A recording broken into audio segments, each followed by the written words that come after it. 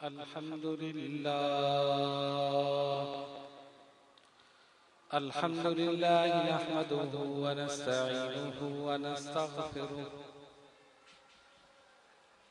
व नु'मिनु बिही व नतवक्कलु अलैहि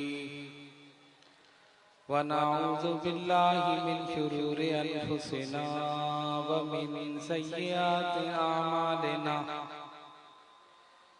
मन यहदिहिल्लाहु फला मुदिल्ल लहु व मन युद्लिलहु फला हादिय लहु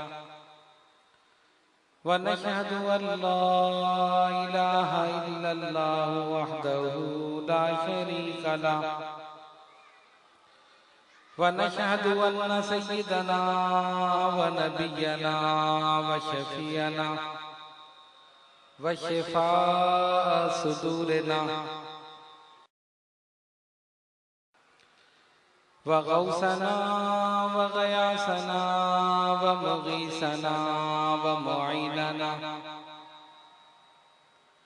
व कुतबना व फरीदना व निज़ामना व सिराजना व उलाना व अशरफना व नूर आइनिना मुहम्मदन अब्दुहु व रसूलुहु अम्मा बाद फ़अऊज़ु बिल्लाहि मिनश शैतानिर रजीम बिस्मिल्लाहिर रहमानिर रहीम हुवल्लज़ी अरसल रसूलहु बिल हुदा व दीनिल हक़्क़ि लियुज़हिरहु अलद्दीनि कुल्लिहि वलौ करिहल मुशरिकून। सदक़ल्लाहु मौलानाल अज़ीम व बल्लगना रसूलुहुन नबियुल करीम व नहनु अला ज़ालिका लमिनश शाहिदीन वश्शाकिरीन वल्हम्दुलिल्लाहि रब्बिल आलमीन। बारगाह रिसालत में दुरूद पाक का नजराना पेश कीजिए। अल्लाहुम्मा सल्लि अला सय्यिदिना व मौलाना मुहम्मदिन व अला आलि सय्यिदिना व मौलाना मुहम्मदिन व अस्हाबि सय्यिदिना व मौलाना मुहम्मदिन व बारिक व सल्लिम सलातन व सलामन अलैका या रसूलल्लाह। न तख्त ताज नसीमो गौहर की बात करो, न तख्त ताज नसीमो गौहर की बात करो, जो खैर चाहो तो खैरुल बशर की बात करो। हजर के रूप में याकूत को हजर न कहो, हजर के रूप में याकूत को हजर न कहो, बशर के बेस में लाकल बशर की बात करो। समझ सके न जो असरार अय्युकुम मिसली, समझ सके न जो असरार अय्युकुम मिसली, वो कम नजर है किसी दीदावर की बात करो, जो खैर चाहो तो खैरुल बशर की बात करो। ज़हूरे नूरे यज़दानी नमूदे शान रब्बानी, ज़हूरे नूरे यज़दानी नमूदे शान रब्बानी, खुदा का दूसरा कोई न कोई आपका सानी।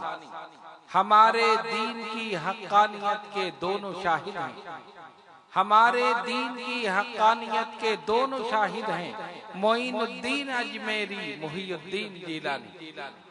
हमारे दीन की हक्कानियत के दोनों शाहिद हैं, मोइनुद्दीन अजमेरी मुहियुद्दीन जीलानी।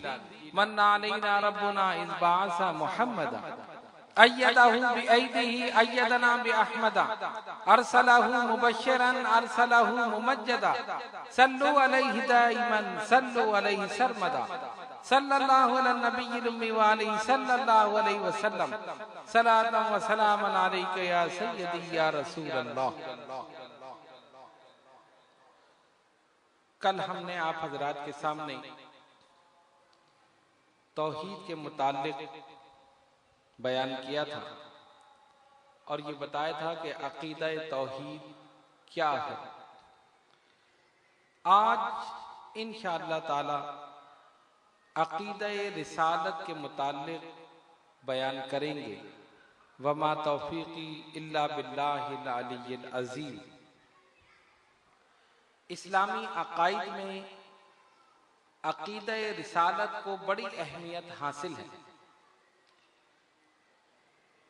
उसकी वजह यह है कि इंसान जब तक रिसालत का इकरार न करे मुसलमान नहीं हो सकता। अगर सिर्फ खुदा को मानने वाला मुसलमान कहला सकता तो जितने भी मज़ाहिब के लोग हैं ये सारे मुसलमान होते। अल्लाह ताला को यहूदी भी मानते हैं, ईसाई भी मानते हैं, दीगर मज़ाहिब के लोग भी मानते हैं, लेकिन मुसलमान नहीं है। क्यों? मुसलमान उस वक्त होगा जब नबी पाक अलैहिस्सलातु वस्सलाम की रिसालत का इकरार करे। 1000 क्या 1,00,000 मर्तबा भी या बेशुमार मर्तबा भी ला इलाहा इल्लल्लाह पढ़ता रहे, मुसलमान नहीं। और एक मर्तबा सच्चे दिल से मुहम्मदुर रसूलुल्लाह सल्लल्लाहु अलैहि वसल्लम उसने पढ़ लिया, उसी वक्त मुसलमान। ये एक फैक्ट है, एक हकीकत है। अल्लाह तबारक व तआला ने इंसान को तख्लीक किया और उसकी तख्लीक का मकसद मारिफत इलाहिया, इंसान को अपने रब की मारिफत हासिल है। और रब की मारिफत बगैर नबुव्वत और रिसालत के हासिल नहीं हो सकती। बगैर नबुव्वत और रिसालत के रब की मारिफत हासिल नहीं हो सकती। कुछ लोग ये कहते हैं कि रब की मारिफत हवा से, खमसा से, अकल से, इल्म से। हालांकि ये बात बिल्कुल बेबुनियाद है। हवा से, खमसा के जरिए, इल्म के जरिए, अकल के जरिए रब की मारिफत जिन्होंने हासिल करने की कोशिश की और नबुव्वत और रिसालत को छोड़कर जिन्होंने दूसरे जराए से रब को तलाश करना चाहा, वो गुमराह हो गए। मज़ाहिर कुदरत को उन्होंने देखा और बुत परस्ती का शिकार हो गए। किसी ने सितारों की परस्ती शुरू कर दी, किसी ने सूरज को पूजना शुरू कर दिया, किसी ने आंख को पूजना शुरू कर दिया। गरज ये कि नबुव्वत और रिसालत के बगैर जिसने रब की तलाश की, किसी और जरिए से तलाश करना चाहा, वो गुमराही का शिकार हो गया। हिदायत पर वो ही रहे और रब का सही पता उन्हें ही चला और उन्हें ही रब की मारिफत हासिल हुई जिन्होंने नबी के जरिए रब को पहचाना। बात समझ रहे हैं आप? नबुव्वत और रिसालत के बगैर रब की मारिफत नामुमकिन है। अगर सही रब की मारिफत कोई चाहता है तो वो नबी के दामन में मिले, नबी को अपनाकर, उनकी सीरत को अपनाकर, उनके हुक्म पर चलकर तब रब की मारिफत हासिल हो। उसके बगैर नामुमकिन। अब आइए, लोग जो ये इतराज करते हैं कि अकल के जरिए खुदा की मारिफत हासिल हो सकती है, हवास के जरिए खुदा की मारिफत हो सकती है, तो इस सवाल को देखें और जरा सा जायजा लें कि ये कहां तक दुरुस्त है। देखिए, अल्लाह तबारक व तआला ने हर इंसान को 5 हवास अता फरमाए, जिनको कहते हैं हवासे खमसा। सुनने की कुव्वत, देखने की कुव्वत, छूने की कुव्वत, सूंघने की कुव्वत और चखने की कुव्वत। कितने हो गए? 5। इन्हें कहते हैं हवासे खमसा। हर इंसान के पास किसी चीज का इल्म हासिल करने के लिए ये 5 हवास मौजूद हैं। 5 हवास मौजूद हैं। इनके जरिए हम क्या करते हैं? अशिया का इल्म हासिल करते हैं।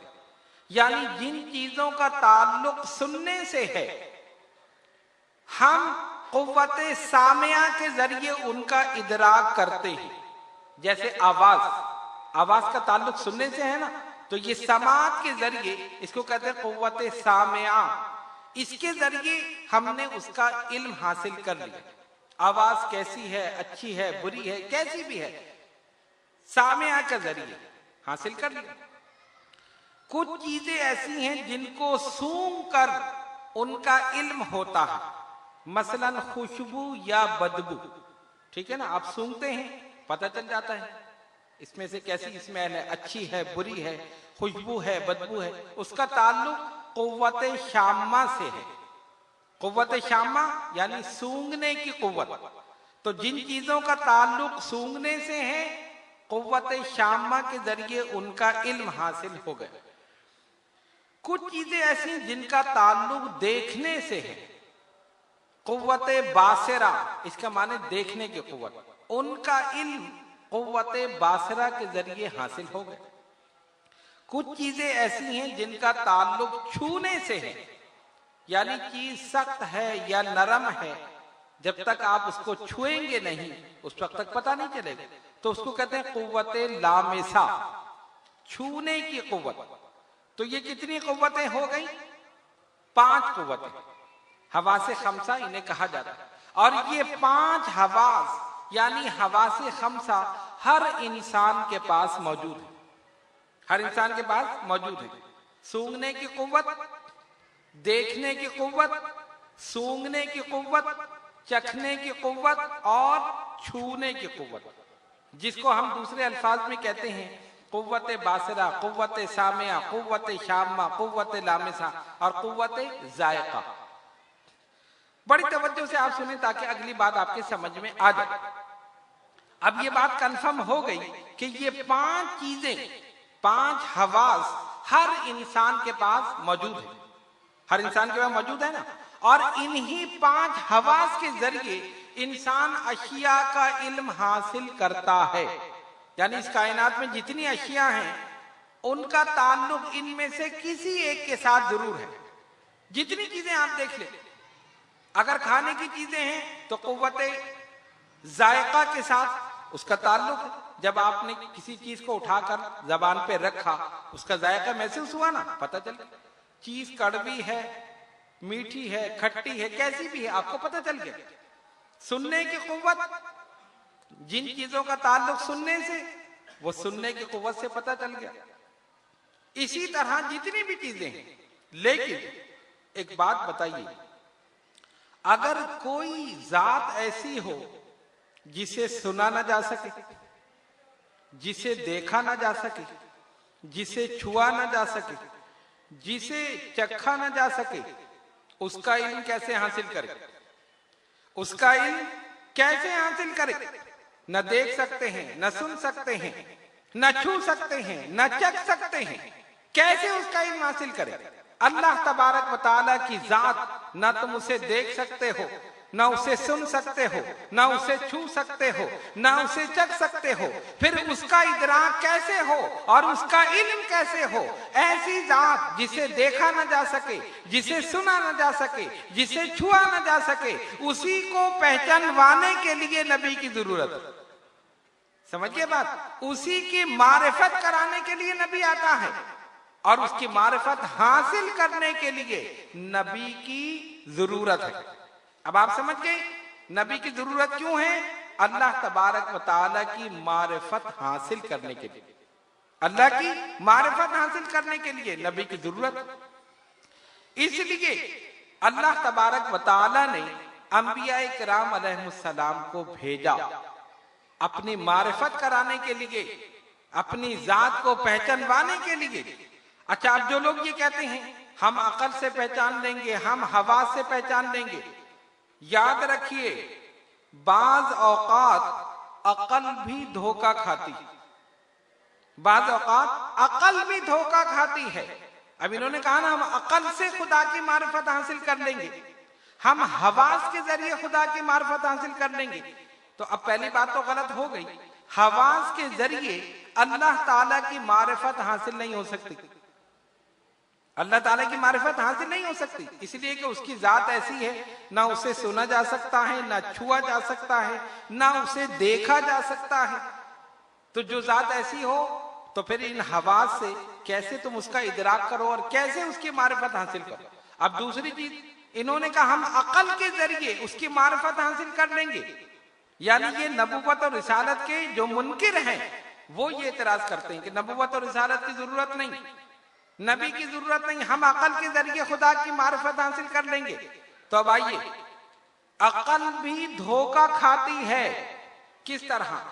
आप देखते हैं कि जब आप ट्रेन में सफर करते हैं, ट्रेन में सफर कर रहे हैं ना, क्या होता है, जितनी तेजी के साथ ट्रेन चलती है, रास्ते में जो दरख्त नजर आते हैं वो आपको पीछे जाते हुए नजर आते हैं। ट्रेन आगे जा रही है ना, आप खिड़की में से देखें तो जो चीजें साकिन हैं, जामिद हैं, ऐसा महसूस होता है कि दरख्त तेजी के साथ पीछे जा रहा है। तो क्या ऐसा है कि दरख्त जाते हैं पीछे, दरख्त चलते हैं? नहीं, वो अपनी जगह जामिद और साकित हैं। लेकिन हम आगे जा रहे हैं, हम ट्रेन में जितनी तेजी के साथ आगे जा रहे हैं तो खिड़की में से देख करके महसूस होता है कि ये दरख्त पीछे जा रहे हैं। हालांकि ये नजर का धोखा है, ये अकल का धोखा है। अकल ने धोखा खाया या नहीं खाया? अकल ने धोखा खाया। तो अगर आप ये कहते हैं कि खुदा की मारिफत अकल के जरिए हो सकती है, तो जहां पर अकल धोखा खा जाए वहां कैसे मारिफत होगी? जहां पर अकल धोखा खा जाए, तो अगर अल्लाह ताला ने चीजों को समझने के लिए, अशिया का इल्म हासिल करने के लिए आपको हवास अता कर दिए, लेकिन कुछ चीजें ऐसी जो हवास के जरिए नहीं पहचानी जा सकती, इसी तरह अकल अता कर दी। अगर अकल धोखा खा जाए, वहां नबी की जरूरत है कि नबी रहनुमाई करता है। जहां अकल धोखा खा जाती है, अल्लाह का नबी रहनुमाई करता है। इसलिए नबी की जरूरत, इसलिए नबी की जरूरत। दूसरी चीज, अल्लाह ताला फैज देने वाला, ठीक है ना, और हम सब फैज लेने वाले, वो अता करने वाला और हम सब लेने वाला। अब देने वाला और लेने वाला दोनों में मुनासिबत होनी चाहिए, किसी न किसी तरह मुनासिबत होनी चाहिए, लेकिन यहां पर किसी किस्म की मुनासिबत नहीं। वो खालिक है, हम मखलूक हैं। वो कदीम है, हम हादिस हैं। वो हमेशा के लिए है, हम फना होने वाले हैं। वो रब है, हम बंदे हैं। किसी किस्म की मुनासिबत ही नहीं और किसी किस्म का ताल्लुक ही नहीं। तो जब मुनासिबत नहीं, ताल्लुक नहीं, तो हम कैसे फैज हासिल करें? हम रब से फैज कैसे हासिल करें? अहकामात कैसे हासिल करें? जब ये बात नामुमकिन हुई, बस रहमते खुदाबंदी को जोश आया और रहमते खुदाबंदी ने ये चाहा कि मेरे और बंदों के दरमियान एक जात होनी चाहिए। मेरे और बंदों के दरमियान एक जात होनी चाहिए कि उसका ताल्लुक रब से भी हो और उसका ताल्लुक बंदों से भी। बात समझ रहे हैं? रब के और बंदों के दरमियान एक ऐसी जात होनी चाहिए जिसका ताल्लुक रब से भी हो और उसका ताल्लुक बंदों से भी हो, जो रब के अहकामात बंदों तक पहुंचाए, बंदों की गुजारिशात अल्लाह तक पहुंचाए, और जो दोनों के दरमियान है उसे ही नबी कहा जाता है। अब बात समझ में आ गई? नबी कौन है? नबी की जात वो है जो रब और बंदों के दरमियान, उधर रब से वासिल, इधर बंदों में शामिल। अल्लाह के अहकामात बंदों तक और बंदों की गुजारिशात अल्लाह तक, बंदों की गुजारिशात अल्लाह तक पहुंचा रहा है। इसीलिए अल्लाह तबारक व तआला ने अपने और बंदों के दरमियान अपने नबी को रखा। और दूसरी चीज क्या थी? यह भी हो सकता था कि जितनी कुतुबे समाविया हैं, यानी आसमानी किताबें, एकदम नाजिल कर दी जाती, बंदो इसको उठाओ, इसको पढ़ लो। हमने अपने अहकामात अपनी किताब में लिख दिए हैं, तुम इस किताब को पढ़ लो और अमल कर। ऐसा मुमकिन था, लेकिन ऐसा नहीं किया गया। किताब से पहले नबी को भेजा गया, किताब से पहले नबी को भेजा गया। अगर खालिक कायनात चाहता कुरान मजीद फुरकान हमीद को बैतुल्लाह की छत पर नाजिल कर देता। हमने अपना कलाम नाजिल कर दिया है, इसे उठा लो, पढ़ लो और हिदायत हासिल कर लो। ऐसा नहीं किया गया। क्यों?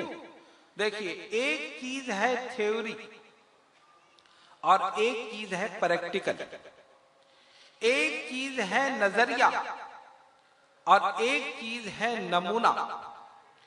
आपके सामने एक थ्योरी पेश कर दी जाए, एक नजरिया बता दिया जाए, आप उसको समझेंगे, लेकिन अगर अमली तौर पर मुजाहिरा कर दिया जाए तो बात जल्दी समझ में आ जाएगी, यानी वो काम करके दिखाया जाए। अब मैं इस बात को और आसान कर दूं ताकि बात आपके जहन में बैठ जाए। आपको एक मेज की जरूरत है, जैसे ये मेज है, आपने बुलाया कारपेंटर को और उससे कहा कि मुझे एक मेज चाहिए, उसके 4 पाए हो, इतनी ऊंची हो, इतनी चौड़ी हो, इतनी लंबी हो। ठीक है ना, उसको बता दिया, वो चला गया, बना के ले आया। लेकिन उसमें गलती का इम्कान है। कैसे? आपने कहा कि 2 फीट चौड़ी हो, उसने 3 फीट कर दी। आपने कहा 2 फीट लंबी हो, उसने 4 फीट कर दी। गलती का इम्कान है ना। लेकिन दूसरी सूरत में एक बनी बनाई मेज आपने उसके सामने रख दी, कहा ये नमूना है, इसे देख लो और बिल्कुल ऐसी बना दो। ये नमूना मैंने दे दिया, इसे देख लो और बिल्कुल ऐसी बना दो। तो अब पहली बात आसान होगी या ये दूसरी बात? दूसरी बात आसान होगी ना, इसलिए कि एक नमूना उसके सामने, अब वो उसको देख रहा है, बना रहा है, देख रहा है, बना रहा है। उसने नापा इतनी चौड़ी तो उतनी चौड़ी बना दी, इतनी लंबी तो उतनी लंबी बना दी। कहने का मकसद ये है कि जब नमूना सामने रख दिया जाए तब अमल करना ज्यादा आसान होता है, बिला तजबीह हो तमसील। मेरे खुदा ने पहले कुरान को नहीं भेजा, साहिबे कुरान जनाबे मोहम्मद रसूलुल्लाह सल्लल्लाहु अलैहि वसल्लम को भेज दिया।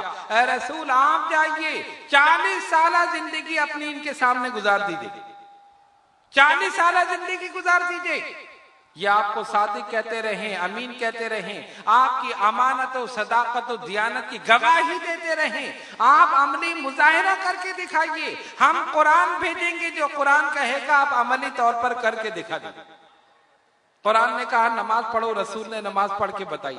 कुरान ने कहा हज करो, हुजूर ने हज करके बता दिया। कुरान ने कहा रोजा रखो, रसूल ने रोजा रख के बता दिया। जो कुछ कुरान कह रहा है रसूल अमली तौर पर करके दिखा रहा। गोया एक खामोश कुरान है तो एक बोलता हुआ कुरान, एक खामोश कुरान है तो एक बोलता हुआ कुरान। इसीलिए सरकार ने फरमाया सल्लू कमा रअयतुमूनी उसल्ली, नमाज पढ़ो जैसा मुझे देखते हो, नमाज पढ़ो जैसा मुझे देखते हो। रसूल खड़े हो गए तो कयाम बन गया, झुक गए तो रुकू बन गया, मुबारक पेशानी को जमीन के साथ लगा दिया, वही सजदा बन गया। गोया खालिक कायनात ने ये फरमाया महबूब, अदा इबादत मेरी होगी लेकिन अदा तेरी होगी, इबादत मेरी होगी अदा तेरी होगी। अब इबादत अल्लाह की है और अदा रसूलुल्लाह की सल्लल्लाहु अलैहि वसल्लम। जो नमाज है ये रसूल की अदा है या नहीं है? रसूल की अदा है ना। भाई हमने किसको देखा? जैसा हुजूर को देखा ऐसा करना। रसूल को सहाबा ने देखा, उनको ताबईन ने देखा, उनको तबे ताबईन ने देखा, उनको बुजुर्गान दीन ने देखा, उनको औलिया कामिलीन ने देखा, उनको आइम्मा मुज्तहिदीन ने देखा। ये देखने वालों का सिलसिला चला आ रहा है, हम तक पहुंच गया। जैसा उनको देखा वैसे ही अदा कर रहे, जैसा उनको देखा वैसे ही अदा कर रहे। पता ये चला जब नमूना पेश कर दिया जाए, जब अमली मुजाहिरा करके दिखा दिया जाए, तब इनकार की गुंजाइश नहीं हो सकती और गलती की गुंजाइश भी नहीं हो सकती। आपने देखा और वैसे ही कर लिया, जैसा देखा वैसे ही कर लिया। कुरान ने कहा लक़द कान लकुम फी रसूलिल्लाहि उस्वतुन हसना, और तहकीक तुम्हारे रसूल सल्लल्लाहु अलैहि वसल्लम की सीरत में तुम्हारे लिए बेहतरीन नमूना, बेहतरीन नमूना। अब आप देखिए, अगर ये नमाज रसूल की अदा के खिलाफ हो तो क्या कबूल होगी? मिसाल के तौर पर फजर की कितनी रकातें हैं? कितनी? शुक्र, 4 है ना, 2 तो नहीं है। कितनी पढ़ते हैं? अच्छा, फजर पढ़ने वाले हैं माशाल्लाह, ठीक है। अगर कोई ये कहे कि मैं 8 पढ़ूंगा, कबूल होगी क्या? भाई मैं तो ज्यादा कर रहा हूं, मैं कोई कम थोड़ी कर रहा हूं। कहा नहीं, जैसे मेरे रसूल ने पढ़ी है वैसे ही पढ़नी, जैसा रसूल ने पढ़ी वैसे ही। हम कहें मौला हम तो ज्यादा कर रहे हैं, का ज्यादा कितना ही कर लो, अगर रसूल ने 4 पढ़ी है तो 4 ही, जहां 3 पढ़ी है तो 3, खिलाफ नहीं कर सकते। क्यों? रसूल की अदा पर अदा है तो मकबूल है, और अदा के खिलाफ है तो नामंजूर है। अब इसकी मिसाल मैं दे दूं ताकि बात आपके जहन में बैठ जाए। माशाल्लाह इस मजमे में बहुत से हाजी साहिबान मौजूद है ना, बहुत से। हज करने जब हम जाते हैं, अराफात में पूरा दिन गुजारते हैं ना, एक दिन अराफात, और जब मगरिब का वक्त होता है तो क्या अराफात में मगरिब की नमाज पढ़ते? नहीं पढ़ते। हुक्म क्या है?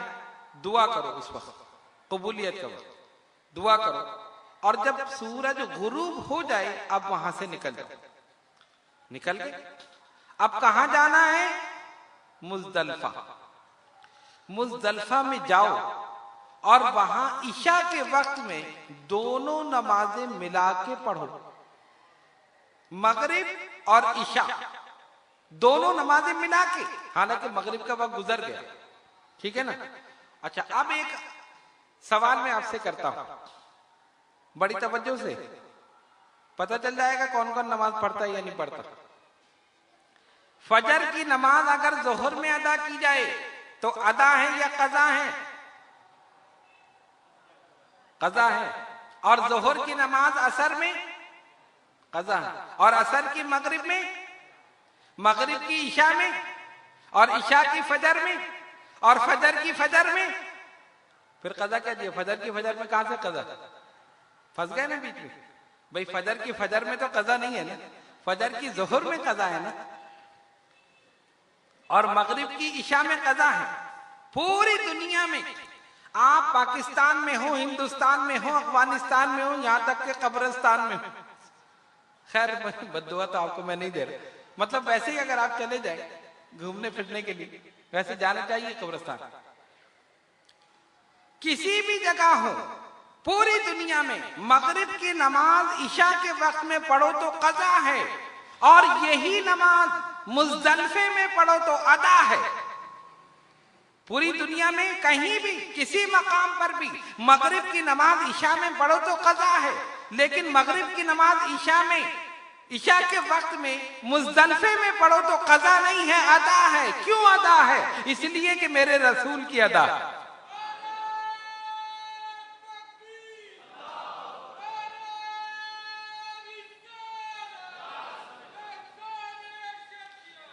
मेरे रसूल की अदा है। सरकार ने जब इस तरह अदा कर ली, अब तुम अपने वक्त में अदा नहीं कर सकते। रसूल की अदा पर अदा है तो कबूल है, और उसके खिलाफ है तो नामंजूर है। नामंजूर है ना। पता ये चला मेन पर्सनालिटी रसूल की जात है। उनको छोड़कर खुदा तक पहुंचना चाहते हो, नहीं पहुंच सकते। उनको छोड़कर खुदा की मारिफत हासिल करना चाहते हो, नहीं कर सकते। उनकी खिलाफ, उनकी अदा के खिलाफ इबादत करना चाहते हो, नहीं कर सकते। जैसा मेरे रसूल ने किया है वैसे ही करो। अच्छा, एक और बात बताइए, नमाज अरबी में पढ़ते हैं ना, अरबी में, उर्दू में तो नहीं पढ़ते। सबसे पहले क्या कहते हैं हम तकबीर तहरीमा में? क्या कहते हैं? अल्लाह अकबर। और उर्दू में अगर कहें अल्लाह सबसे बड़ा है, ये कहेंगे ना। अब आपने नियत बांधी कि मैं उर्दू में नमाज पढ़ूंगा, अल्लाह सबसे बड़ा है, कबूल होगी? वही जबान बोलनी है जो मेरे महबूब की जबान। वही जबान बोलनी है जो मेरे महबूब की जबान है, उसके खिलाफ नहीं है। जब रसूल ने अरबी में पढ़ दी है, तुम इंग्लिश में नहीं पढ़ सकते, तुम फारसी में नहीं पढ़ सकते, तुम अपनी मादरी जबान में नहीं पढ़ सकते। जो रसूल की जबान है वही नमाज की जबान है। पता चला उनकी अदा पर अदा है तो कबूल है, और अदा के खिलाफ है तो नामंजूर है। मारिफत खुदाबंदी हासिल होगी नबी की जात से। जब तक नबी को नहीं पहचानोगे, उनके जरिए खुदा की मारिफत हासिल नहीं करोगे, खुदा की मारिफत हासिल नहीं हो सकती। इसीलिए नबी पाक अलैहिस्सलातु वस्सलाम ने सबसे पहले अपने मुताल्लिक पूछा। आप जानते हैं इब्तिदाई इस्लाम में सरकार ने पहले एलानिया तबलीग नहीं की, खामोशी के साथ। अल्लाह का हुक्म यही था, एक मुसलमान हुआ, दूसरे हुए, तीसरे हुए, चौथे हुए, लोग होते रहे, आहिस्ता आहिस्ता दारे इस्लाम में दाखिल होते रहे। फिर सैयदना फारूक आजम रजी अल्लाह ताला अन्हु दारे इस्लाम में दाखिल हुए। उस वक्त मुसलमानों ने पहली मर्तबा हरम में जाकर एलानिया तौर पर नमाज अदा की, एलानिया तबलीग। अच्छा, नबी पाक अलैहिस्सलातु वस्सलाम अल्लाह के हुक्म से तबलीग फरमाते रहे। एक दिन अल्लाह ने हुक्म दिया है, महबूब सल्लल्लाहु अलैहि वसल्लम, आप अपने घर वालों को, अपने कबीले वालों को बुलाइए, इस्लाम की दावत दीजिए, हमारी तरफ बुलाइए। सरकार ने फरमाया ठीक। हुजूर अलैहिस्सलातु वस्सलाम कोहे सफा पर खड़े हो गए और वहां खड़े होकर लोगों को पुकारना शुरू कर दिया। शायर ने उसको बड़े प्यारे अंदाज में बयान किया। शायर लिखता है, चढ़ा कोहे सफा पर एक दिन इस्लाम का हादी, नजर के सामने थी पस्त इंसानों की आबादी, निदा दी ऐ कुरैशी औरतों मर्दों इधर आओ, तुम अपने काम धंधे आज तय कर दो, इधर आओ। अगर मैं तुमसे ये कह दूं कि इसको हो सार के पीछे, पहाड़ों की बुलंद और आहीनी दीवार के पीछे छुपी है रहज़नों की फौज तुम पे वार करने को, घरों के लूटने को, शहर के मिसमार करने को, घरों के लूटने को, शहर के मिसमार करने को। कोई सफा पर खड़े हो गए, पुकारना शुरू किया। सारे कुरैश कुफार जमा हो गए। जब सब जमा हो गए, सरकार ने एक सवाल उनसे किया। फरमाया, सुनो, मैं पहाड़ पर हूं, पहाड़ के दोनों जानिब देख सकता हूं, तुम नीचे हो, पस्ती में हो, तुम नहीं देख सकते। अगर मैं तुमसे एक बात कहूं कि इस पहाड़ के उस जानिब एक लश्कर जर्रार खड़ा है जो अनकरीब तुम पर हमलावर होने वाला, वो हमला करेगा, तुम्हारे घरों को लूट लेगा, शहरों को मिसमार कर देगा, खत्म कर देगा, क्या तुम मेरी बात पर यकीन कर लो, मान लो कि मेरी बात? जितने भी थे सब ने एक जबान होकर कहा है, मोहम्मद सल्लल्लाहु अलैहि वसल्लम आप सादिक हैं, आप अमीन हैं, आपका बचपन हमारे सामने है, आपकी जवानी हमारे सामने है, आपने आज तक कभी झूठ नहीं बोला। अगर आप ये कहेंगे कि एक लश्कर पहाड़ के उस जानिब है जो हम पर हमला करने वाला है, जो शहरों को खत्म करेगा, घरों को मिसमार करेगा, लूटमार करेगा, हम बिला चूनो चरा आपकी बात पर यकीन कर लेंगे। आपके कहने से बिन देखे लश्कर को मान लेंगे। बस यही बात हुजूर उनसे कहलवाना चाहते थे। जब उन सब ने कहा, हुजूर की सदाकत और अमानत और दियानत की गवाही दी, सच्चा होने की गवाही दी और ये कह दिया कि आपके कहने से बिन देखे लश्कर को मान लेंगे। फरमाया जब मेरे कहने से बिन देखे लश्कर को मान रहे हो तो मेरे ही कहने से बिन देखे खुदा को मानो। तुमने लश्कर नहीं देखा ना, मेरे कहने से मान रहे हो, तो जब मेरे कहने से बिन देखे लश्कर को मान रहे हो तो मैं ही कहता हूं अल्लाह एक है, उसका कोई शरीक नहीं, और मैं मोहम्मद सल्लल्लाहु अलैहि वसल्लम उसका सच्चा रसूल। लेकिन जिनकी किस्मत में अज़ली तौर पर शकावत लिखी हुई थी, बदबख्ती लिखी हुई थी, उनको नहीं मानना था, ना माने। अबू लहब बदबख्त आगे बढ़ा और कहता है मोहम्मद सल्लल्लाहु अलैहि वसल्लम माज़ल्ला सुम्मा माज़ल्ला, तेरे दोनों हाथ टूट जाए। तूने इसीलिए हमें बुलाया था, यही बताने के लिए हमें बुलाया था, ऐसा नहीं हो सकता। सरकार तो खामोश रहे, लेकिन खालिक़े कायनात ने वही रब्बानी नाजिल फरमा दी। अल्लाह फरमाता है जिब्रील जाओ मेरे महबूब को पैगाम सुना दो, तब्बत यदा अबी लहबिन वतब। अरे मेरे महबूब के हाथ क्यों टूटे अबू लहब, तेरे दोनों हाथ टूट जाए। और सिर्फ यही नहीं, पूरी सूरत उसकी मजम्मत में नाजिल कर दी खालिक़े कायनात ने। कहने का मकसद ये था, सरकार ने अपनी जात के मुतालिक पूछा, हुजूर ये बताना चाहते थे मुझको मानोगे तो मेरे कहने से खुदा को भी मान लो। क्यों? ला इलाहा इल्लल्लाह जिक्र है, मोहम्मदुर रसूलुल्लाह जाकिर है। ला इलाहा इल्लल्लाह इरशाद है, मोहम्मदुर रसूलुल्लाह मुर्शिद है। ला इलाहा इल्लल्लाह कलाम है, मोहम्मदुर रसूलुल्लाह मुतकल्लिम है। जब तक ये मुतकल्लिम को नहीं मानेंगे तो कलाम को कैसे मानेंगे? जब तक मुर्शिद को नहीं मानेंगे तो इरशाद को कैसे मानेंगे? जब तक जाकिर को नहीं मानेंगे तो जिक्र को कैसे मानेंगे? जब तक नबी को नहीं मानेंगे तो खुदा को कैसे मानेंगे? इसलिए पता चला पहले नबी को मानना जरूरी। अकीदा रिसालत इसीलिए अहमियत रखता है, जब तक रसूल को नहीं मानोगे तो खुदा को कैसे मानोगे? रसूल को मानना जरूरी है। कुरान ने कहा आमिनू कमा आमन अन्नास, ऐसे मानो जैसे लोगों ने मान लिया, ऐसे ईमान लाओ जैसे लोग ईमान ले आए। और लोगों से मुराद सहाबा इकराम रिजवानुल्लाह ताला अलैहिम अजमईन, जैसे ये ईमान लाए हैं ऐसे ईमान लाओ। तो सहाबा कैसे ईमान लाए? उसको कहते हैं ब्लैंक फेथ।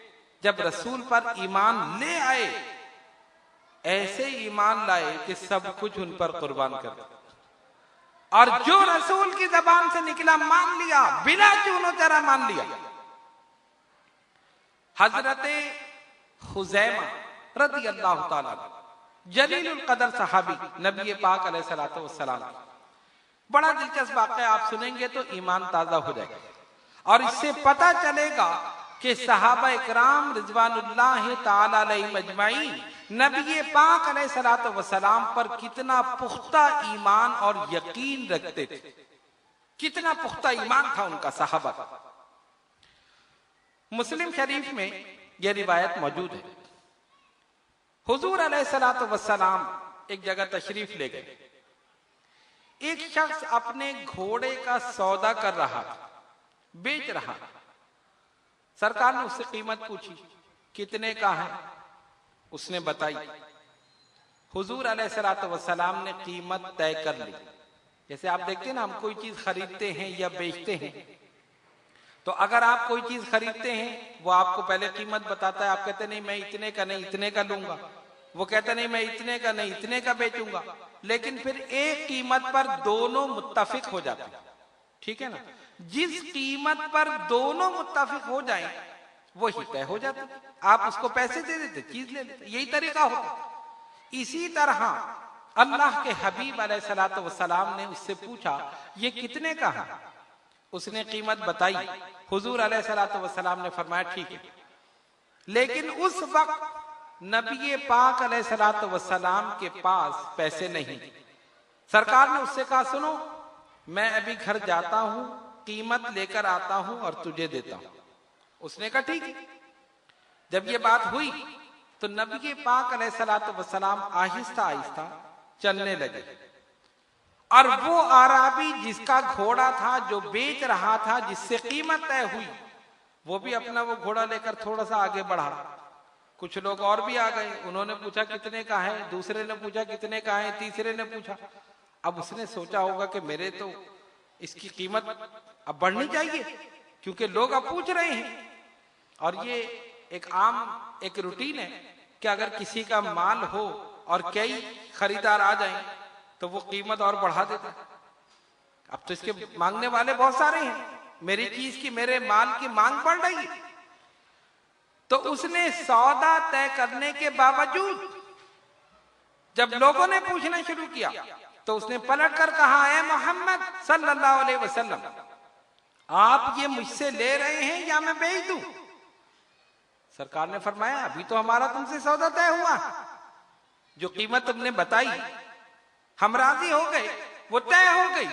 अब तुम ये क्या पूछ रहे हो कि ले रहे या नहीं ले रहे? मैं अभी पैसे लाके तुम्हें देता हूं, ये चीज हमारी हो जाएगी। उसने कहा, नहीं, कोई सौदा तय नहीं, बात गलत है।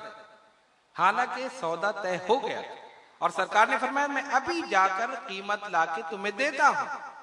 उसने उसी वक्त इनकार कर दिया।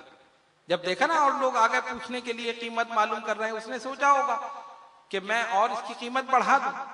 अब देखिए, नबी पाक अलैहिस्सलातु वस्सलाम ने क्या फरमाया?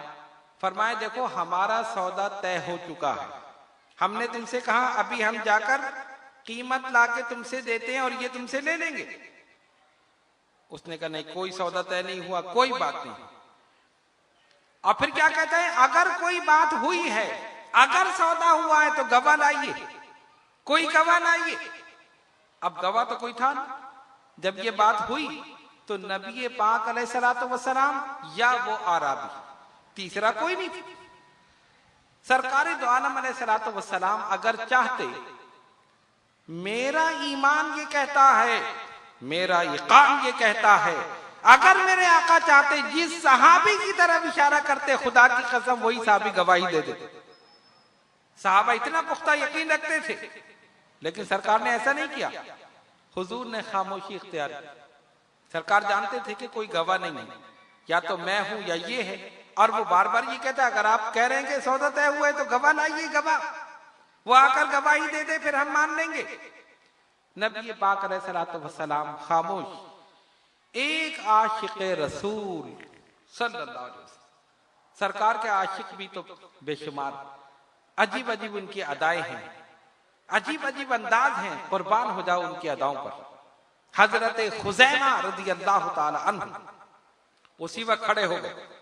जब इन्होंने देखा ना ये बार बार कहता है कि गवाह लाओ, खड़े हो गए, मैं गवाह हूं, मैं गवाही देता हूं, सरकार ने कीमत तय की है और तूने इस पर एग्री किया है, तू माना है कि हाँ ये बात सही है। वो बड़ा हैरान हुआ, ये कि गवाह कहां से आ गया? हुजूर अलैहिस्सलातु वस्सलाम ने फौरन पूछा, खुजैमा क्या तुमने देखा है?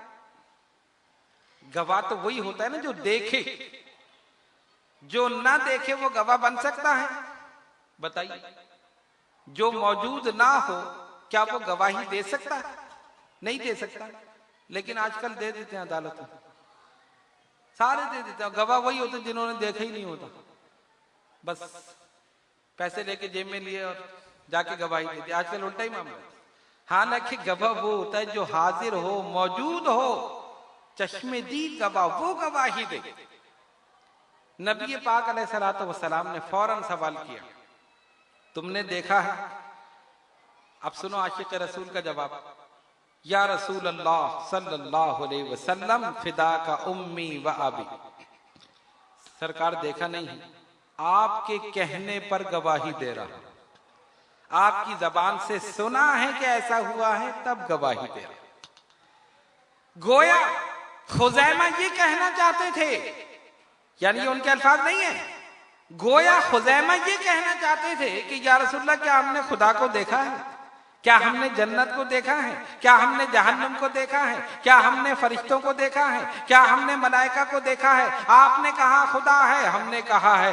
आपने फरमाया जन्नत है, हमने कहा है। आपने कहा फरिश्ते हैं, हमने कहा है। आपने फरमाया जहन्नुम है, हमने कहा है। जब आपके कहने से इतने बड़े खुदा की गवाही दे रहे हैं तो ये गवाही नहीं दे सकते कि आपने सौदा तय किया।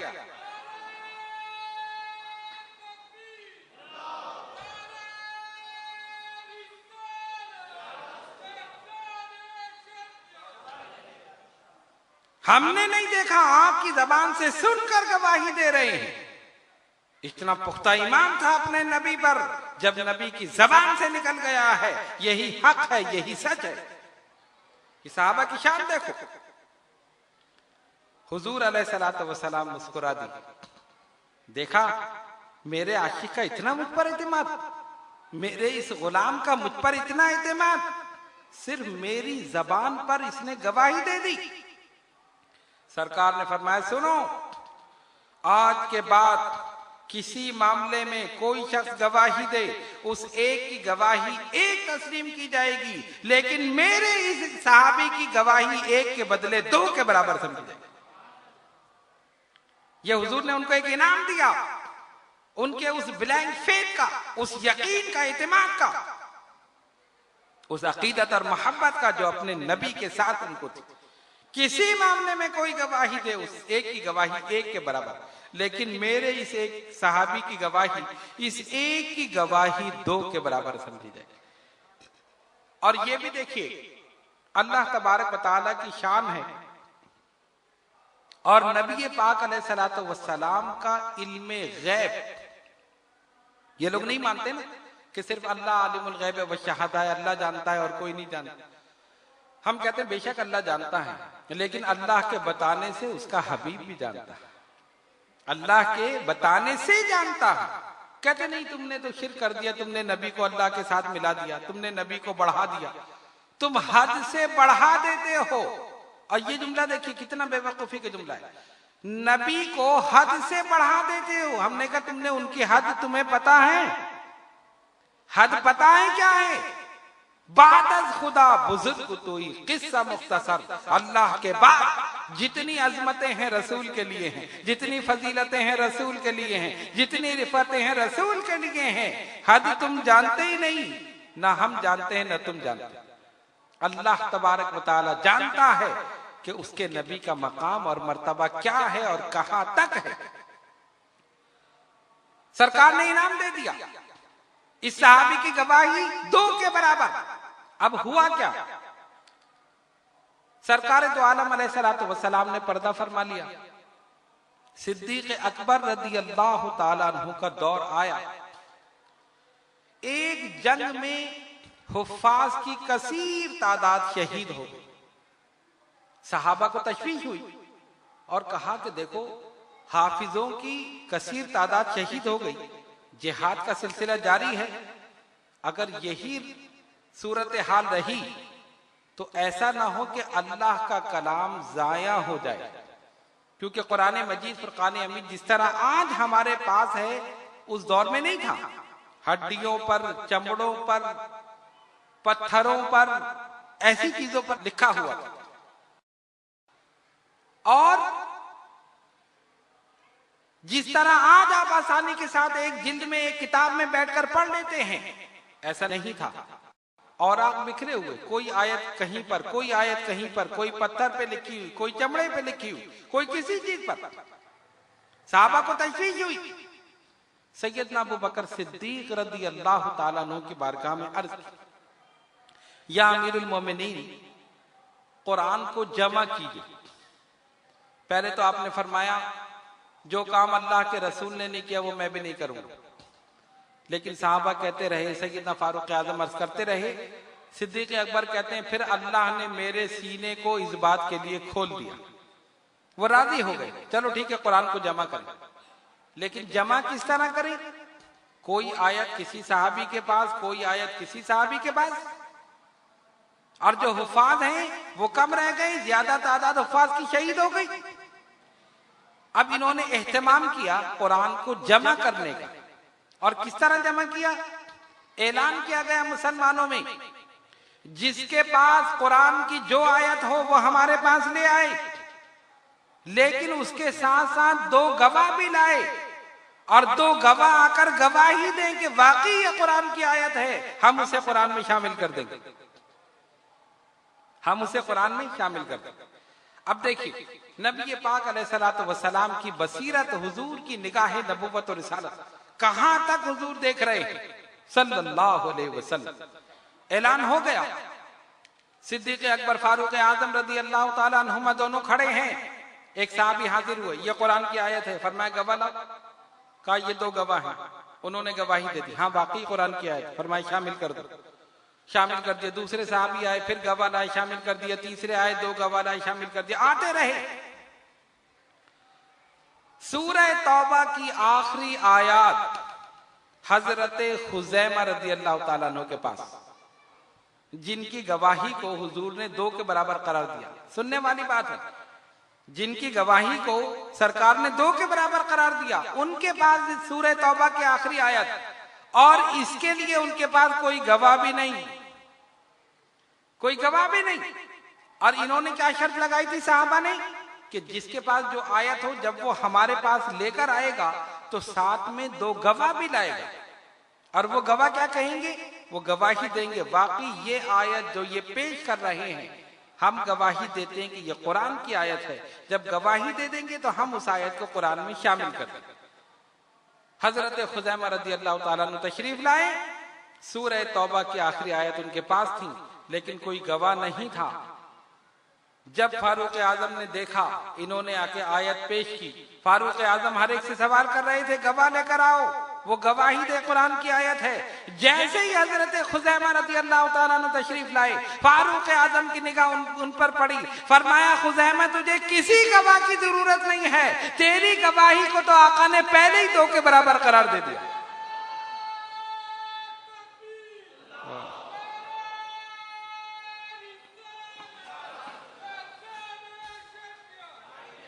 तेरी गवाही को तो हुजूर ने पहले ही दो के बराबर करार दे दिया है, तुम्हें किसी की गवाही की जरूरत नहीं, लाओ आयत लेकर आओ, हम कुरान में शामिल कर दें।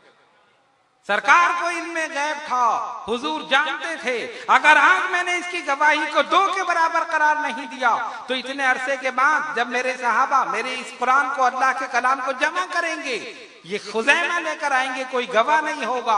गवाह नहीं होगा तो आयत शामिल नहीं होगी, और आयत शामिल नहीं होगी तो कुरान नामुकम्मल रह जाएगा। और ये हो नहीं सकता कि अल्लाह का कलाम नामुकम्मल रह जाए, अल्लाह का कलाम नामुकम्मल रह जाए। पहले ही इंतजाम कर दिया, खुजैमा तुम्हारी गवाही दो के बराबर।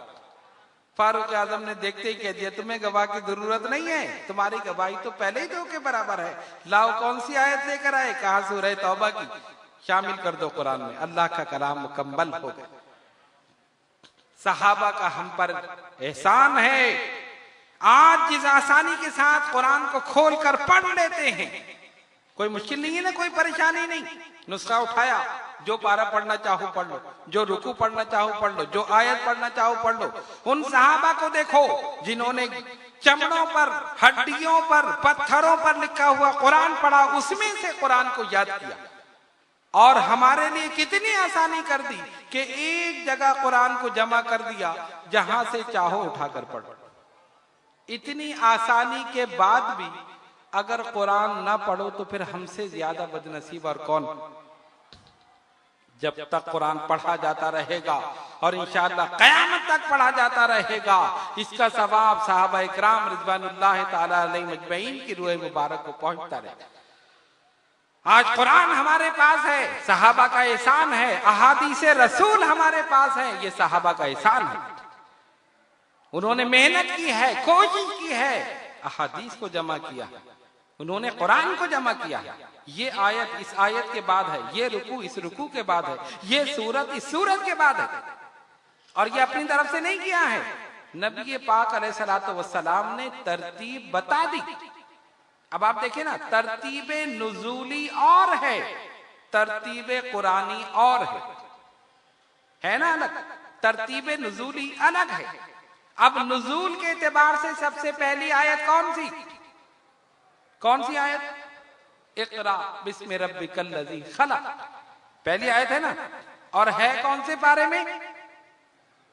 नहीं पता, पढ़ोगे तो पता चलेगा ना। 30वें पारे में। शुक्र अल्हम्दुलिल्लाह, पढ़ते हैं, इसका मतलब है।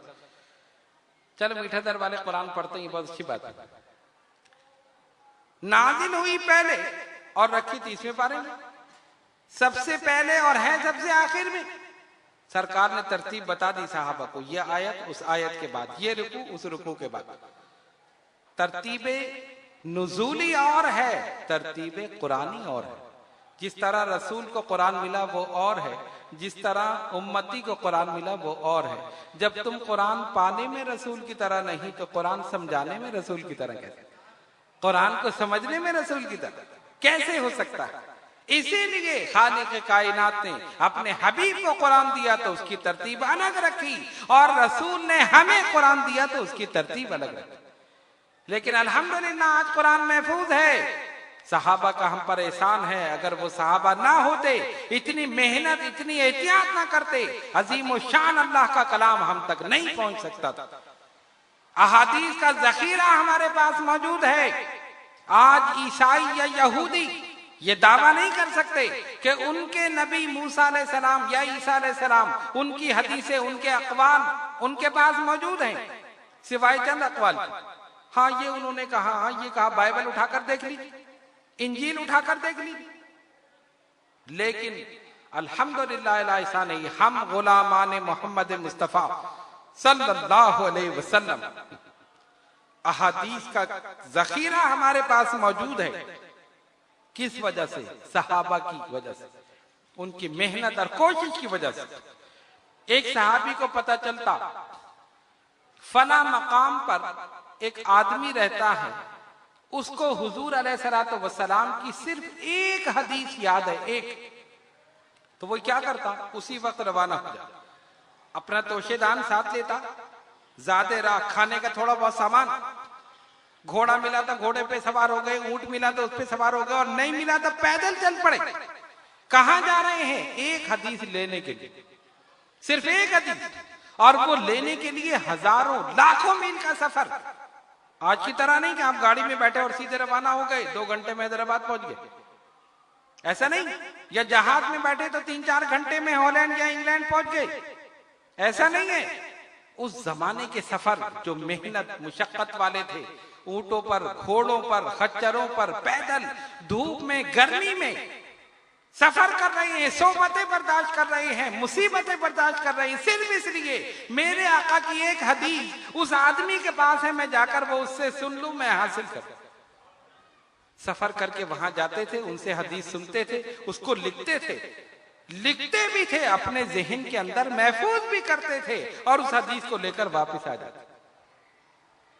इतना एहतमाम किया है साहबा इकराम रिज़वानुल्लाह ताला अलैहिम अजमईन ने। और बल्कि एक और मजे की बात बताऊं,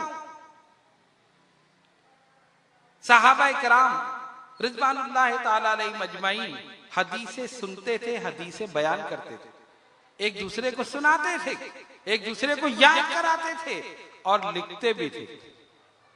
हजरत अबू हुरैरा रज़ियल्लाहु ताला अन्हु लिखते थे, हजरत अब्दुल्ला रज़ियल्लाहु ताला अन्हु लिखते थे।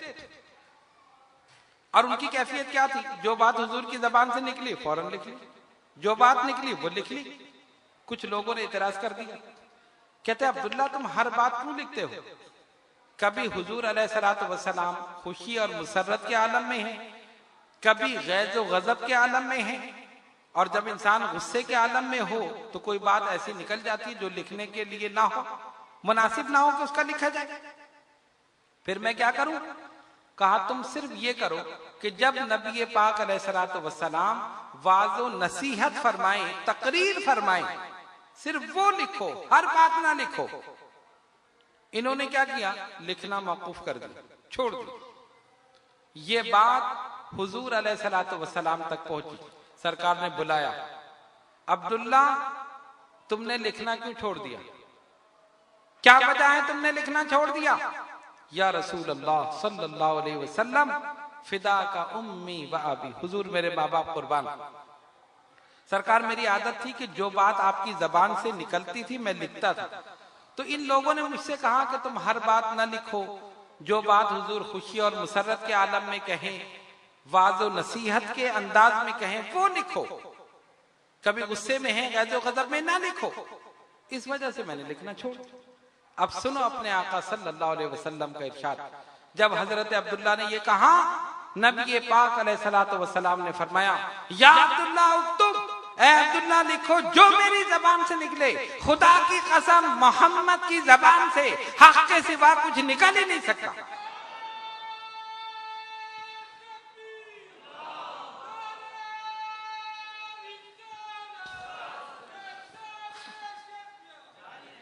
मोहम्मद की जबान से हक के सिवा कुछ निकल ही नहीं सकता। जो हक होगा वही मेरी जबान पर आएगा, और जो मेरी जबान से निकलेगा खुदा की कसम हक होगा। कुरान ने तस्दीक कर दी। कुरान कहता है वमा यंतिकु अनिल हवा इन हुवा इल्ला वह्युन यूहा। हमारा महबूब नहीं बोलता मगर वही इलाही के साथ। जो हम उनकी तरफ वही करते हैं वही तुम्हारी तरफ पहुंचा देते। ये शान है नबी पाक अलैहिस्सलातु वस्सलाम। तो सहाबा ने इतनी मेहनत की है, बल्कि सहाबा का अंदाज देखो। एक सहाबी हदीस शरीफ बयान कर रहे हैं और बयान करते हुए मुस्कुरा रहे हैं। हदीस शरीफ बयान करते हुए मुस्कुरा रहे हैं। किसी ने पूछा, अरे ये मुस्कुराने की क्या वजह है? तुम हदीस पढ़ रहे हो, मुस्कुरा रहे हो, मुस्कुराने की वजह क्या है? आशिक रसूल ने जवाब दिया, मुझे नहीं पता मैं क्यों मुस्कुरा रहा हूं। मैं सिर्फ इतना जानता हूं, जब ये हदीस मैंने हुजूर से सुनी थी सरकार भी मुस्कुरा रहे। जब मैंने सुनी थी हुजूर भी मुस्कुरा रहे थे, इसीलिए मैं भी मुस्कुरा रहा। यानी उस हदीस को नकल कर रहे हैं उसी अंदाज में। ना ऐसा आका कहीं हुआ, ना ऐसे मानने वाले कहीं। वो जानते थे इनको मानने का नाम ही ईमान है, इनको जानने का नाम ही इस्लाम है, और इनको अपने दिल में बसा लेना ही हकीकत में मोमिन होना है। मोमिन वो नहीं हो सकता जिसके दिल में रसूल की मोहब्बत ना हो। सच्ची मोहब्बत अगर दिल में है तब मोमिन है, और अगर नहीं, यानी गोया ये ईमान की एक कसौटी है। चीजों को परखते हैं ना, जौहरी हीरे को परखता है, सुनार सोने को परखता है, एक कसौटी होती, बता देता असली है या नकली है। जौहरी उस नगीने को देखकर बताता है असली है या नकली है। हर एक के पास एक कसौटी है। इसी तरह मेरे बुजुर्गों और दोस्तों, ईमान की भी एक कसौटी है, और ईमान की कसौटी मोहब्बत रसूल सल्लल्लाहु अलैहि वसल्लम। हम कहते हैं हम मुसलमान हैं, हम कहते हैं हम मोमिन हैं। अगर देखना है कि तुम मोमिन हो या नहीं, तो देख लो अपने दिल के अंदर झांक करके, तुम्हारे दिल में रसूल की मोहब्बत ज्यादा है या अहलो अयाल की मोहब्बत ज्यादा, सरकार की मोहब्बत ज्यादा है या दुनिया वालों की मोहब्बत ज्यादा। अगर मोहब्बत रसूल सारी मोहब्बतों पर गालिब है तो फिर हकीकत में मोमिन। ये ईमान के कसौटी। सरकार ने फरमा दिया, ला युमिनु अहदुकुम हत्ता अकूना अहब्बा इलैहि मिन वालिदिही व वलदिही वन्नासि अजमईन। तुम में से कोई एक उस वक्त तक मोमिन नहीं हो सकता जब तक मुझसे इतनी मोहब्बत ना रखे, अपने माँ बाप से ज्यादा, अपनी औलाद से ज्यादा, और तमाम लोगों से ज्यादा मैं उसे महबूब हो जाऊं, मैं उसे महबूब हो जाऊं। इसी का तर्जुमा किया हाफिज जालंधरी ने बड़े प्यारे अंदाज में। फरमाते हैं, मोहम्मद की मोहब्बत दीने हक की शर्ते अव्वल है, इसी में हो अगर खामी तो सब कुछ नामुकम्मल है। मोहम्मद है मताए आलम ईजाद से प्यारा, पिदर मादर बिरादर जानो माला औलाद से प्यारा।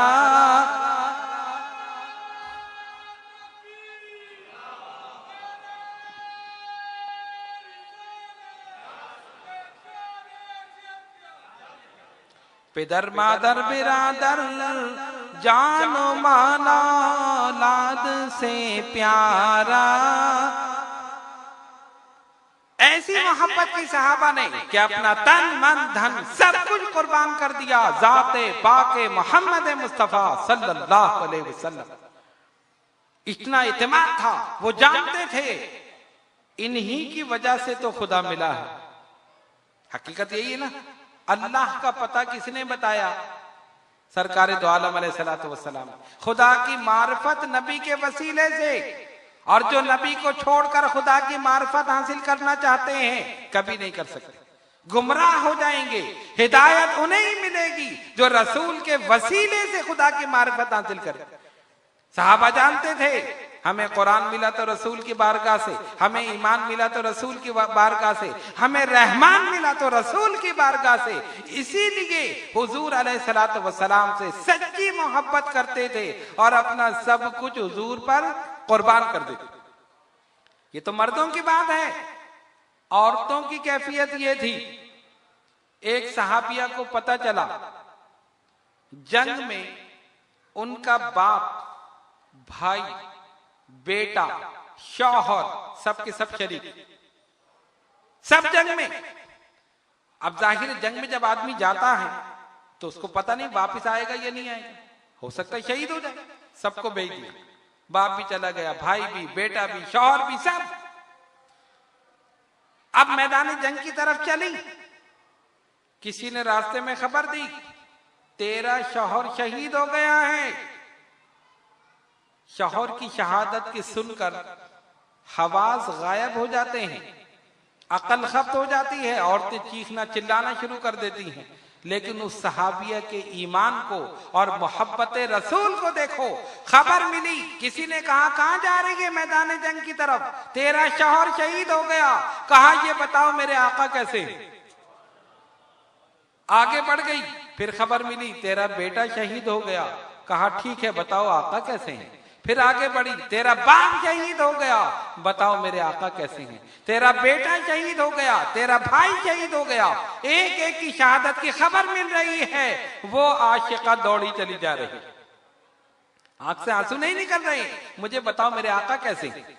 शौहर की इत्तला मिली, बाप की, बेटे की, भाई की, सबकी शहादत की खबर मिली। जबान पर एक ही कलमा जारी है, बताओ मेरे आका सल्लल्लाहु अलैहि वसल्लम कैसे हैं। मैदान जंग में पहुंच गई, नबी पाक अलैहिस्सलातु वस्सलाम सहाबा के जुर्म में रौनक अफरोज है।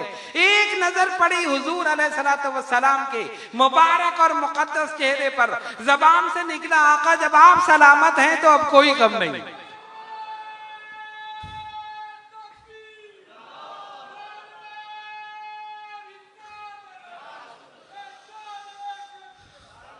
जब आप सलामत हैं तो फिर कोई गम नहीं है। ये है इश्क़ रसूल और ये है मोहब्बत रसूल सल्लल्लाहु अलैहि वसल्लम। और कितना पुख्ता ईमान था उनका। एक सहाबी हुजूर पुरनूर अलैहिस्सलातु वस्सलाम की बारगाह में हाजिर हुए, देखा काशाने नबुव्वत में खाने के लिए कुछ नहीं। गौर करो, शहनशाह कौनो मकां है और घर में खाने के लिए एक लुकमा नहीं। बड़े हैरान हुए, गम हुआ, सदमा हुआ।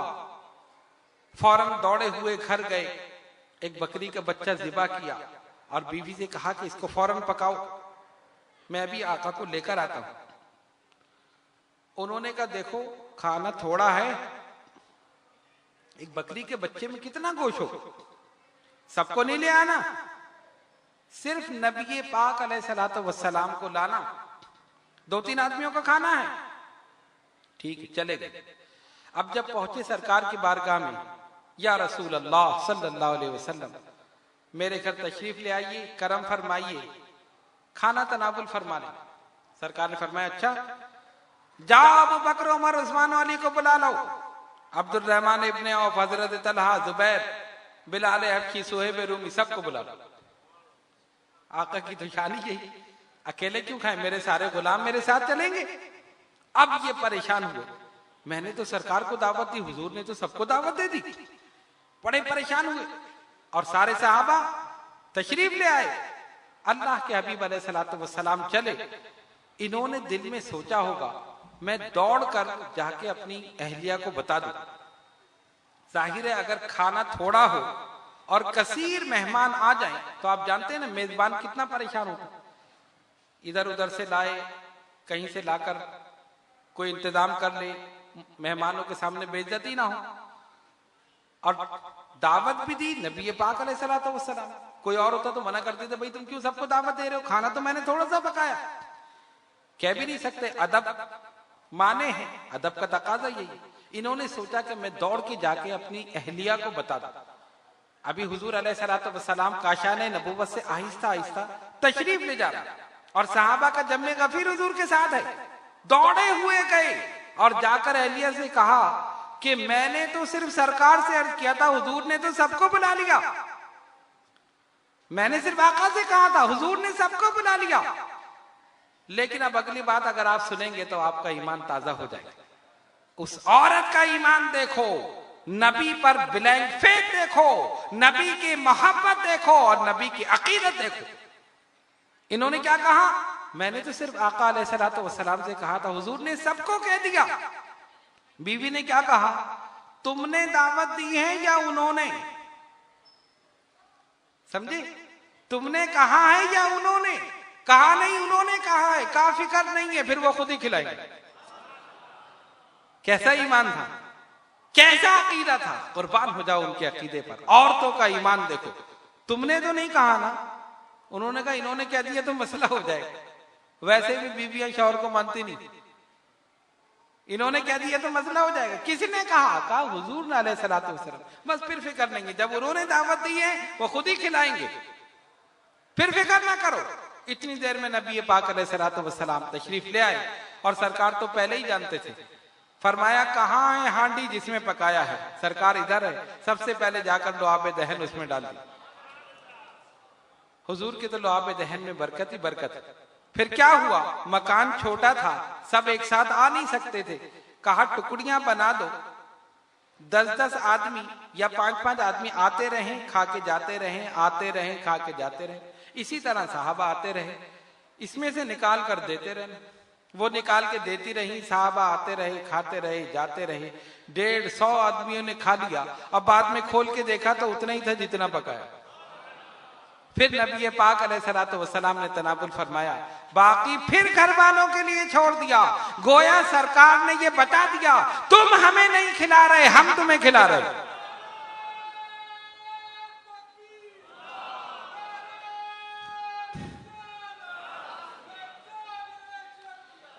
तुम हमें नहीं खिला रहे, हम तुम्हें खिला रहे हैं। और हकीकत यही थी। उन्होंने कितना पकाया था? 3-4 आदमियों का। ज्यादा होता तो 8-10 आदमी खा लेते। ये मेरे आका के लुआब दहन की बरकत थी।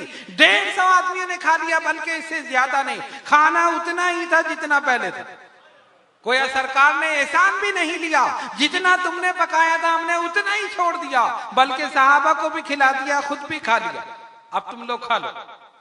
गौर करो, जिनके नाम में बरकत है, जिनके जिक्र में बरकत है, जहां जिक्र हो जाए वहां बरकतें हो जाएं, जहां नाम ले दिया जाए वहां बरकतें हो जाएं, जहां वो खुद पहुंच जाएं तो वहां कितनी बरकत।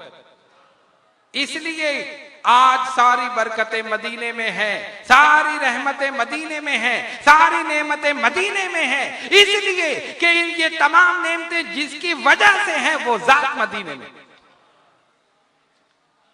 नबी पाक अलैहिस्सलातु वस्सलाम की जात वाला सिफात को छोड़कर फिर कोई खुदा की मार्फत हासिल करना चाहे या खुदा तक पहुंचना चाहे, नामुमकिन है, महाल है, हो ही नहीं सकता। इसलिए अकीदा रिसालत को अहमियत हासिल है। रसूल को मानना जरूरी है। जब तक नहीं मानोगे मुसलमान नहीं हो। हर नबी ने अपना कलमा पढ़वाया, ला इलाहा इल्लल्लाह आदम सफीउल्लाह, ला इलाहा इल्लल्लाह नूह नजीउल्लाह, ला इलाहा इल्लल्लाह इब्राहिम खलीलुल्लाह, ला इलाहा इल्लल्लाह इस्माइल ज़बीहुल्लाह, ला इलाहा इल्लल्लाह मूसा कलीमुल्लाह, ला इलाहा इल्लल्लाह ईसा रूहुल्लाह। और जब आका अलैहिस्सलातु वस्सलाम तशरीफ लाए, ला इलाहा इल्लल्लाह मुहम्मदुर रसूलुल्लाह सल्लल्लाहु अलैहि वसल्लम। पता ये चला कि रसूल को मानना जरूरी है, उनको जानना जरूरी है और उनको पहचानना जरूरी है और उनको अपने दिल में बसा लेना जरूरी है। मोमिन नहीं हो सकते जब तक इतनी मोहब्बत ना करो कि अपने आप से ज्यादा, अपनी औलाद से ज्यादा, अपने वालिदैन से ज्यादा, अपने माल और दौलत से ज्यादा, हर चीज से ज्यादा रसूल तुम्हें महबूब हो जाएं। अगर मोहब्बत रसूल सारी मोहब्बतों पर गालिब है तो तुम सही मानों में मोमिन हो, और अगर गालिब नहीं है तो मोमिन नहीं हो सकते। कसौटी है ईमान, रसूल की जात ईमान की कसौटी है। अगर कोई परखना चाहे तो खुद ब खुद देख ले, किसी और से पूछने की जरूरत नहीं कि मैं मोमिन हूं या नहीं। खुद अपने दिल में झांक कर देख लो। अगर रसूल के हुक्म पर अमल है और मोहब्बत होगी तो अमल होगा। ये एक फैक्ट है, मोहब्बत होगी तो अमल होगा। कैसे? एक आदमी, एक मुरीद अपने पीर से कहे मुझे आपसे बड़ी मोहब्बत है, आपके नाम पर मेरी जान भी कुर्बान है, लेकिन मैं आपका कहना नहीं मानूंगा। वो कहेंगे ये क्या बात हुई, ये मोहब्बत है? मेरे नाम पे जान कुर्बान कर रहा है और कहना नहीं मानेगा? मोहब्बत नहीं है, ये दिखावा है। खामखाई की बड़ मार रहा है, ऐसे नाम पे जान कुर्बान कर रहा है, कहना नहीं मानेगा। अरे जिसकी मोहब्बत होती है इंसान तो उसकी अदाओं को अपनाता, इंसान तो उसके हर हुक्म पर चलता। मोहब्बत का तकाजा यही है कि जो जिससे मोहब्बत करता है, मोहब्बत उस महबूब का ऐब देखने से उसकी आंखों को अंधा कर देती है, उस महबूब का ऐब सुनने से उसके कानों को बहरा कर देती है, उस महबूब का ऐब बयान करने से उसकी जबान को गूंगा कर देती है। ये तो दुनियावी तौर पर है। अगर आपको किसी से मोहब्बत हो जाए, आप उसके खिलाफ एक बात नहीं सुनेंगे। सुनेंगे या नहीं सुनेंगे? नहीं सुनेंगे ना, आपको मोहब्बत है। और सच्ची मोहब्बत यही है, सच्ची मोहब्बत का तकाजा यही है कि इंसान जिससे मोहब्बत करे उसका ऐब ना सुने, उसका ऐब ना देखे, उसका ऐब ना बोले, उसकी आंखें अंधी हो जाएं उसका ऐब देखने से, उसकी जबान गूंगी हो जाए उसका ऐब बयान करने से, उसके कान बहरे हो जाएं उसका ऐब सुनने से। ये तो उसके लिए है जिसके महबूब में ऐब हो, और जिसका महबूब हो ही बेऐब, जिसका महबूब हो ही बेऐब उसका ऐब हम कैसे सुन लें?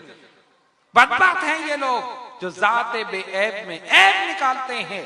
अल्लाह तबारक व तआला ने ऐसी सूरत और ऐसी सीरत बनाई, ना उनसे पहले बनाई ना उनके बाद बनाई। इसीलिए किसी ने लिखा, तेरी सूरत तेरी सीरत तेरा नक्शा तेरा जलवा,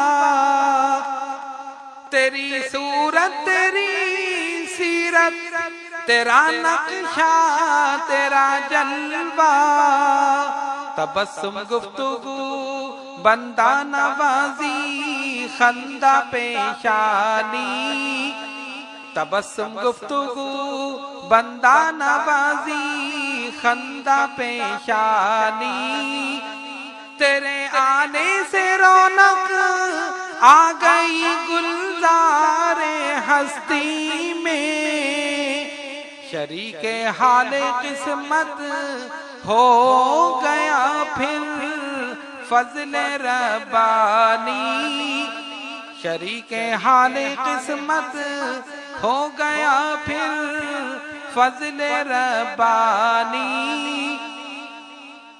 तो अल्लाह के महबूब में तो कोई ऐब ही नहीं। और आखिरी बात करके मैं अपनी गुफ्तगू को खत्म करूं, कोई अपना महबूब किसी को नहीं देता, कोई अपना महबूब किसी को नहीं देता। किसी को किसी से मोहब्बत हो तो दूसरा भी मोहब्बत करे तो लड़ाइयां शुरू हो जाती, हंगामा हो जाता है। जब मैं इसको चाहता हूं तो दूसरा क्यों चाहता है, जब मैं इससे मोहब्बत करता हूं दूसरा क्यों करता है। खालिक कायनात को देखो, वो जिससे मोहब्बत करता है वो चाहता है सब उससे मोहब्बत करे, वो जिससे मोहब्बत करता है वो चाहता है सब इससे मोहब्बत करें। मैंने मोहम्मद मुस्तफा सल्लल्लाहु अलैहि वसल्लम को अपना महबूब बना लिया है, अब सारी कायनात इनसे मोहब्बत करे, और जो इनसे मोहब्बत करेगा फिर मैं उससे मोहब्बत करूं। युहिब्बुकुमुल्लाह, फिर अल्लाह तुम्हें अपना महबूब बना ले। अगर तुम चाहते हो अल्लाह तुम्हें अपना महबूब बना ले तो उसके महबूब को अपना महबूब बना लो, वो तुम्हें अपना महबूब बना ले। हमें चाहिए कि हम सच्चे दिल से नबी पाक अलैहिस्सलातु वस्सलाम से मोहब्बत करें, जिन चीजों के करने का उन्होंने हुक्म दिया है वो करें, और जिन चीजों से मना किया है उससे रुक जाएं। इसी में फलाह है, इसी में नजात है, इसी में कामयाबी है। अल्लाह तबारक व तआला हम सब मुसलमानों को हुजूर अलैहिस्सलातु वस्सलाम के उसवे हसना पर, सरकार की सीरत पर, हुजूर के हुक्म पर अमल करने की तौफीक अता फरमाए। व आखिर दावाना अनिल हम्दुलिल्लाहि रब्बिल आलमीन।